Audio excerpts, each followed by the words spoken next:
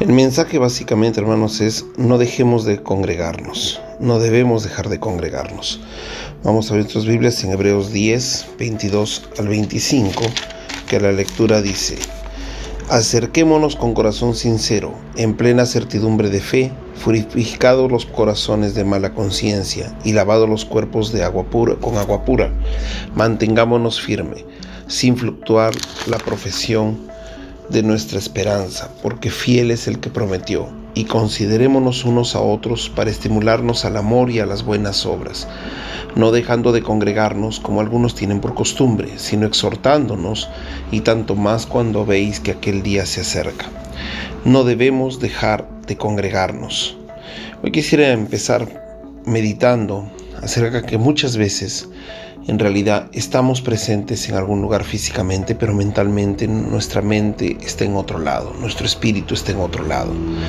Y esto es muy común.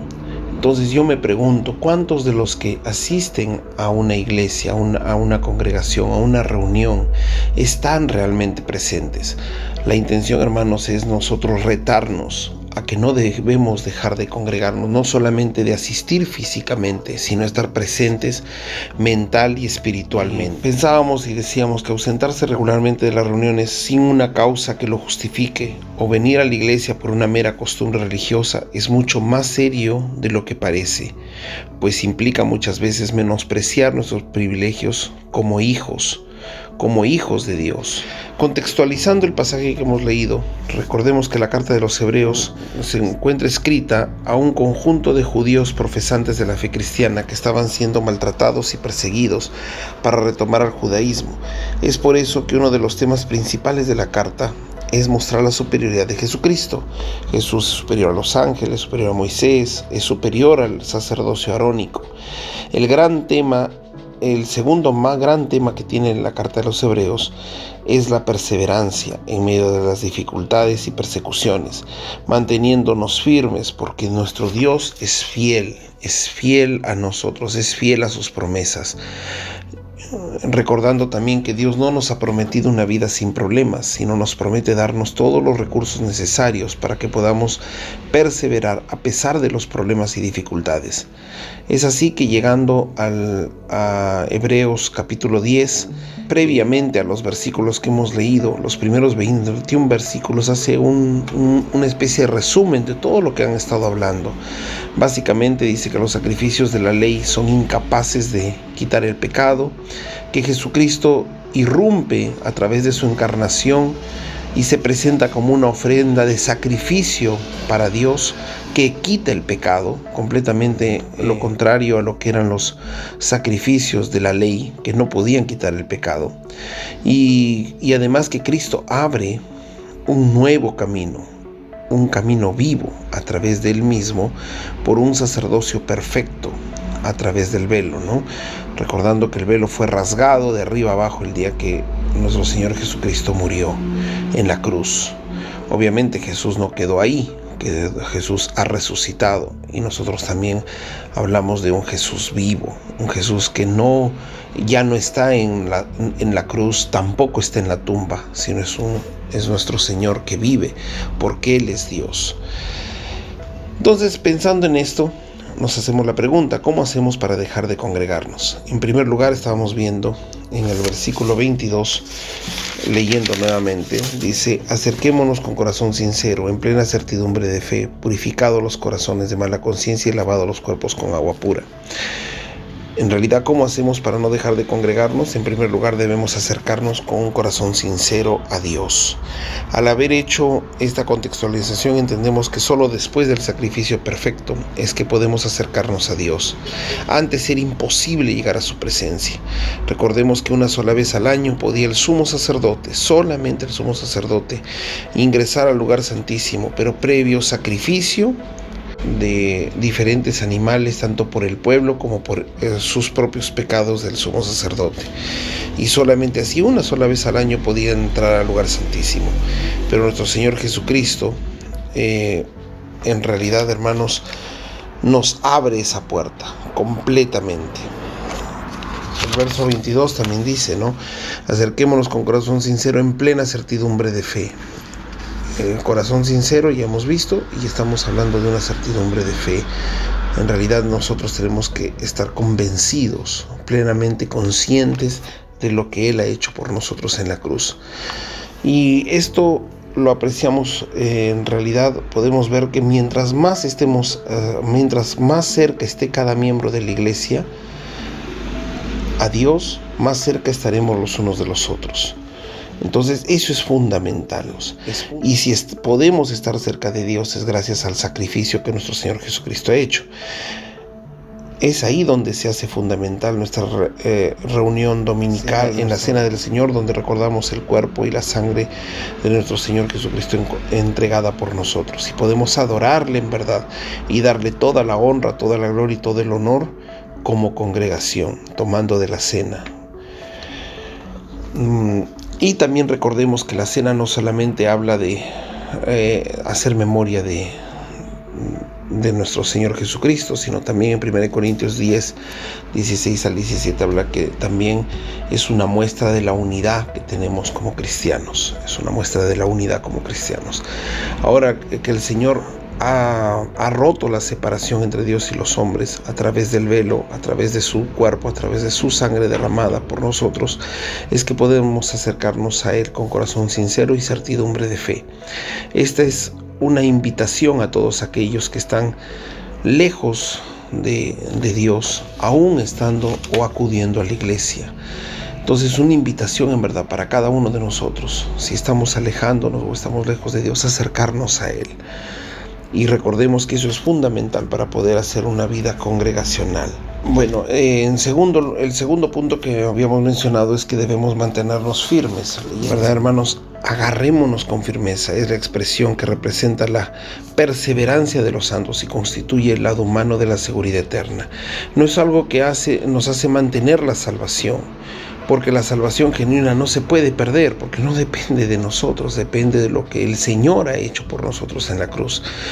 Entonces, de alguna forma, esa es la perseverancia, es la muestra, es la evidencia de nuestra salvación.